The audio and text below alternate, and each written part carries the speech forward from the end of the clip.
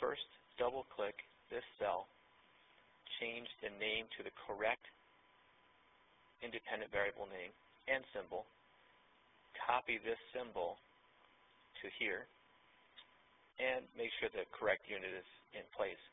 Using the Options tab, you may wish to use a decimal places display if that's how the raw data was recorded.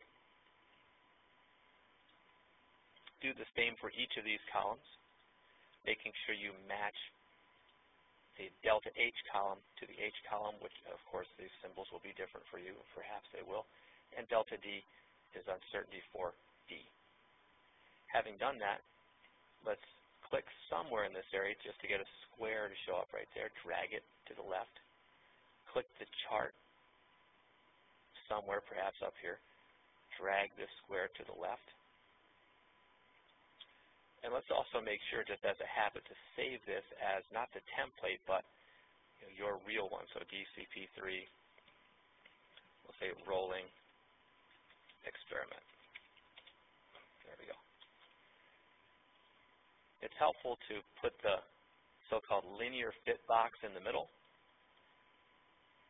One of the manual fit boxes goes below, and I'll use this one since this manual fit box corresponds to the line of minimum fit, least steep fit, and I'll drag this box above the linear fit box because it corresponds to the line of most steep fit or maximum fit. Having done that, we now simply need to make the maximum fit line as steep as possible, intersecting the bottommost region of this first error bar and the topmost point, I should say, of the error bar corresponding to the rightmost data point on the graph. That's probably a better way to say it. So let's do that. Looks like this is fine. We're cutting through the bottom of this error bar. Let's just drag this down so we're cutting through the top of that error bar.